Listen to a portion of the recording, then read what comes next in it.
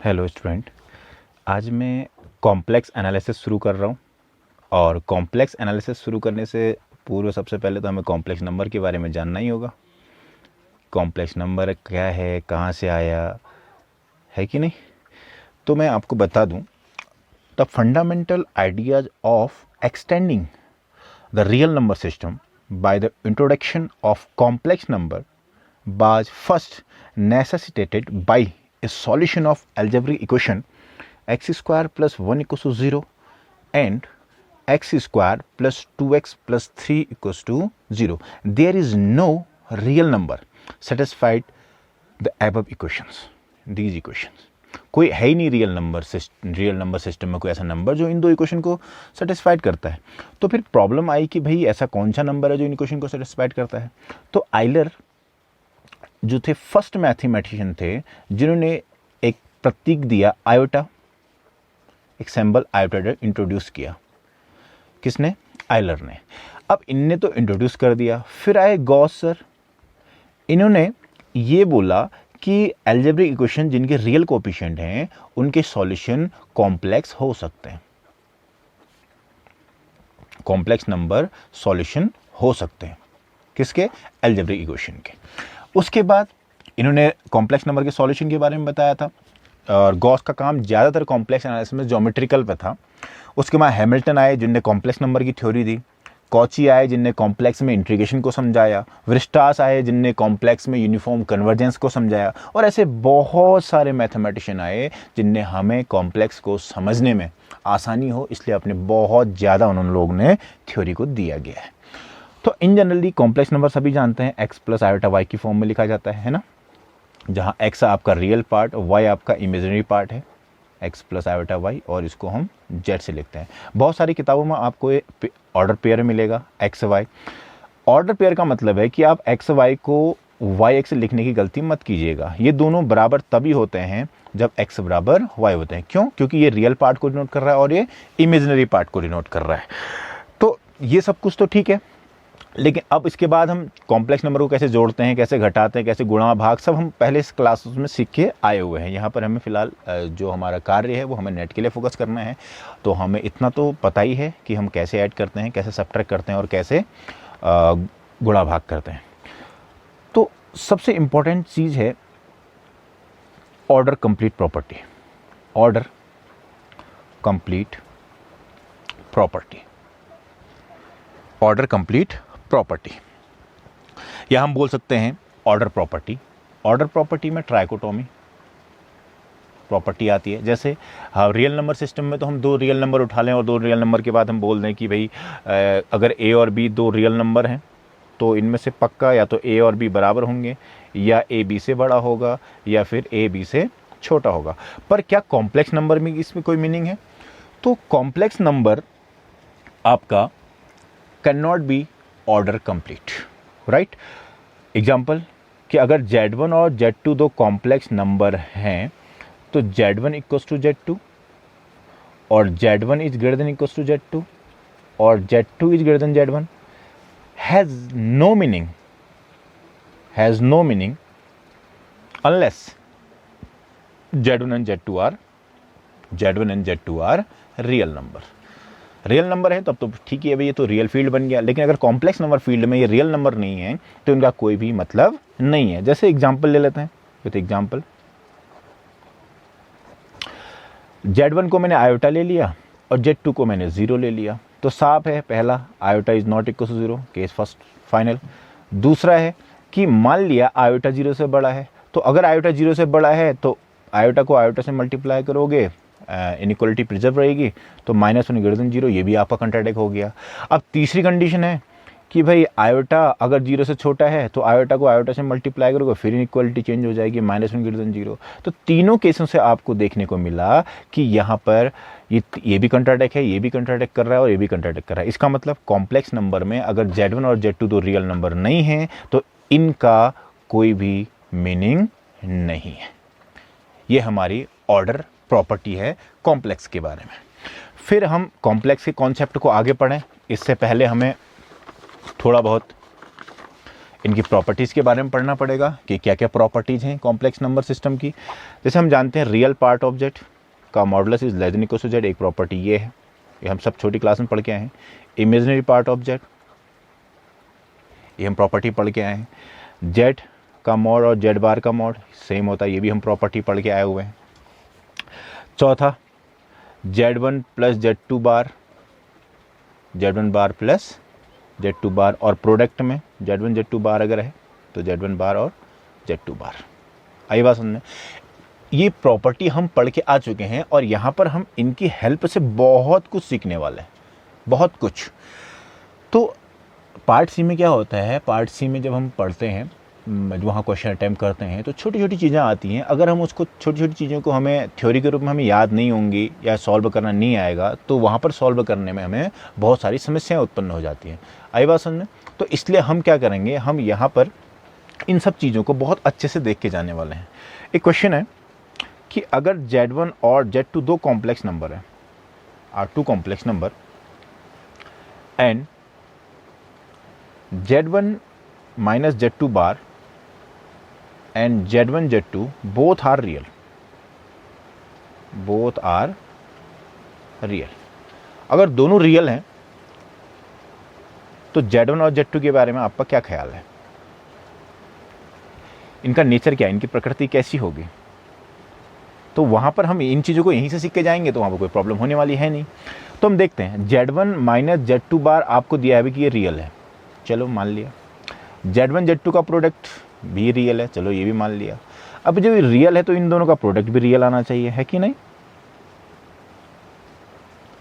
अब अंदर इसको अगर मल्टीप्लाई करोगे तो अंदर मल्टीप्लाई करने के बाद क्या आएगा, Z1 बाहर ले लिया और Z1 Z2 और माइनस हो जाएगा Z2 स्क्वायर बराबर 0 नहीं सॉरी, ये आ गया आपका रियल। अब यहां से एक चीज, या तो Z1 रियल है तो भैया Z2 को भी रियल होना पड़ेगा, Z1 रियल है तो Z2 को भी रियल होना पड़ेगा। तो यहां से एक चीज तो निकल के आएगी, Z1 and Z2 both are real, both are real. आई बात समझ में? अब दूसरी कंडीशन भी तो होगी कि मान लिया Z1 इज नॉट रियल। हमें तो मैथ्स में सब बुरे दिन अच्छे दिन सब देखने पड़ते हैं ना। Z1 रियल नहीं है तो Z1 रियल नहीं है तो भैया इसको 0 होना पड़ेगा तभी रियल बनेगा, विल बी 0। तो अगर यहां से ये 0 है तो इसका मतलब साफ दिख रहा है कि Z1 और Z2 एक दूसरे के क्या होंगे, कंजुगेट होंगे। तो अगर आपके पास Z1 और Z2 दो कॉम्प्लेक्स नंबर हैं और Z1 माइनस Z2 बार और Z1 Z2 both are real number, तो Z1 और Z2 या तो दोनों रियल होंगे या एक दूसरे के कंजुगेट होंगे। क्या इतनी बात समझ में आ गई? ठीक हो गया, हम आगे बढ़ते हैं। एक चीज हमने इनइक्वालिटी पढ़ी है, Z1 plus Z2 mod is less than equal to modulus of Z1 plus modulus of Z2। बहुत अच्छे से हमें इसको प्रूव करना भी आता है, हमने बहुत अच्छे से सीखा भी है। परंतु यहाँ पर मेरा जो इंटरेस्ट है वो इनइक्वालिटी में नहीं अपितु इक्वलिटी में है। इस इक्वलिटी से क्या रिजल्ट निकलने वाला है ये हमें बहुत अच्छे से देखना होगा। आई बात समझ में? इसको मैं क्वेश्चन नंबर फर्स्ट मान लेता हूँ। ठीक, इक्वलिटी पे बात करेंगे हम। इक्वलिटी पे बात करने से पहले इसको हम थोड़ा सा हल्का सा प्रूफ कर ही डालते हैं कि अगर Z1 प्लस Z2 0 है, पहला केस डिस्कस कर रहा हूँ मैं, केस फर्स्ट, कि Z1 और Z2 दोनों 0 हैं, then nothing to proof, then nothing to proof, right, nothing to proof. अब केस सेकेंड है कि अगर Z1 प्लस Z2 0 नहीं है, then Z1 plus Z2 is not equal to modulus Z1 और Z2 is not equal to 0। और हम जानते हैं कि real part of Z is less than equal to mod Z होता है, हाँ या ना? बिल्कुल जानते हैं। तो एक काम करते हैं कि Z1 upon Z1 plus Z2 का मॉड को मैं ऐसे लिख लेता हूं, क्या दिक्कत है? ठीक, और ऐसे ही Z2 upon Z1 plus Z2 का मॉडुलस भी मैंने real part of Z1 upon Z1 plus Z2 कर दिया है। ठीक, अब इन दोनों को ऐड कर दूं अगर मैं, तब Z1 plus Z2 plus Z2 upon Z1 plus Z2, और हो जाएगा real part of Z1 upon Z1 plus Z2 और प्लस रियल पार्ट ऑफ, ठीक, Z2 upon Z1 plus Z2 and it is equals to 1। तो यहाँ से क्या निकला, Z1 upon Z1 plus Z2 plus Z2 upon Z1 plus Z2 greater than equals to 1। Common ले लो भैया, और जो कॉमन लोगे तो यहाँ से इजीली प्रूफ हो जाएगा ये mod Z1 sorry plus Z2। आई बात समझ में, ये हमने प्रूफ कर लिया। लेकिन जो हमारा काम है इसकी इक्वलिटी में, कि इक्वलिटी जब होगा तो क्या निकलने वाला है इक्वलिटी से, right.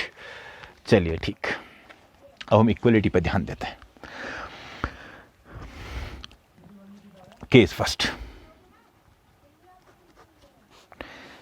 If one of Z1 and Z2 is 0, then nothing to prove, कोई प्रूफ करने की आवश्यकता ही नहीं है, ठीक। अब केस सेकंड है,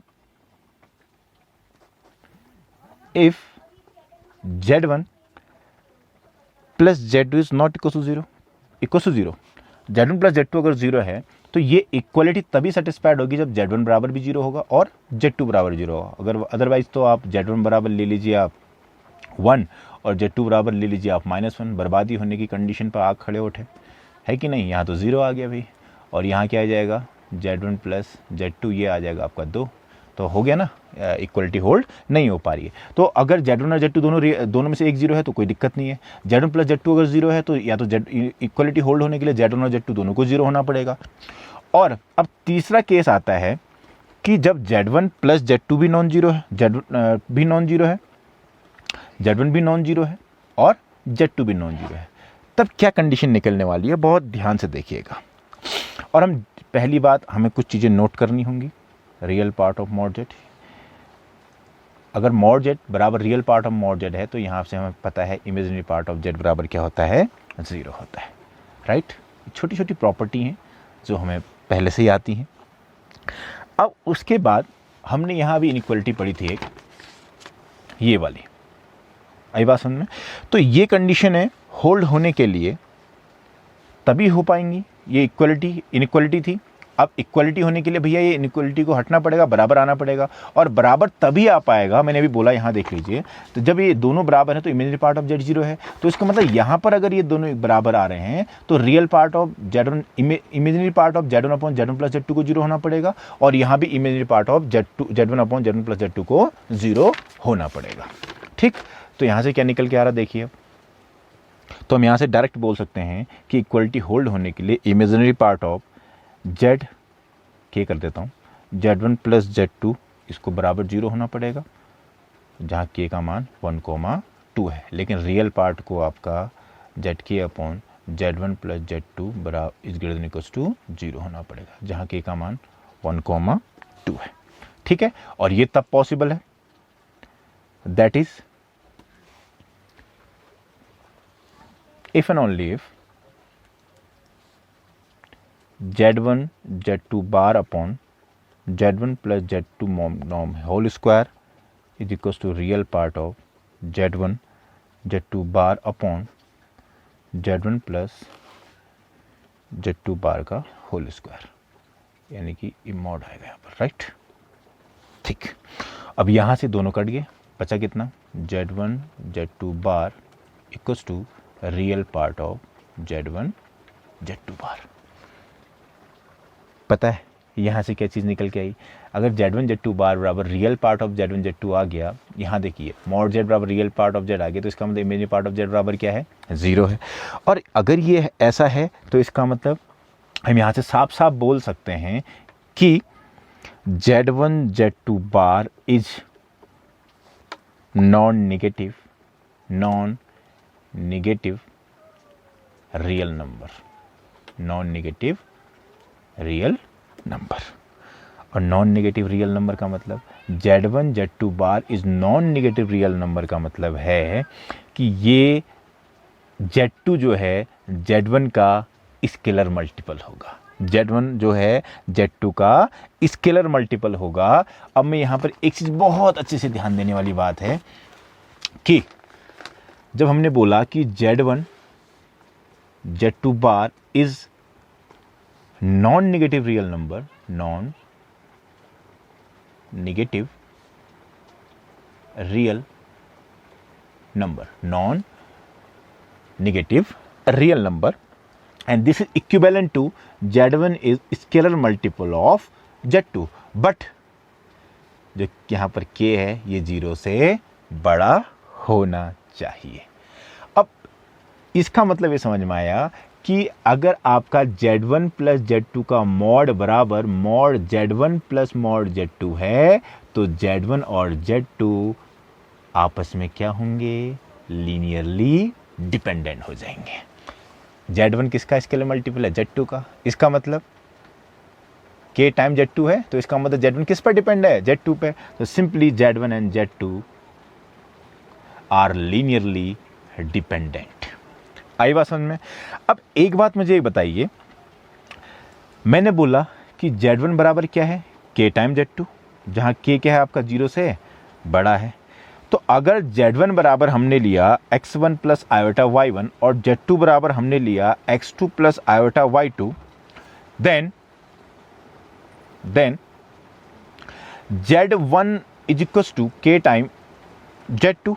इसका मतलब x1 बराबर K टाइम x2 और y1 बराबर K टाइम y2। तो यहां से एक चीज ये समझ में आती है कि 0,0 and x1, y1, x2, y2 lie on a ray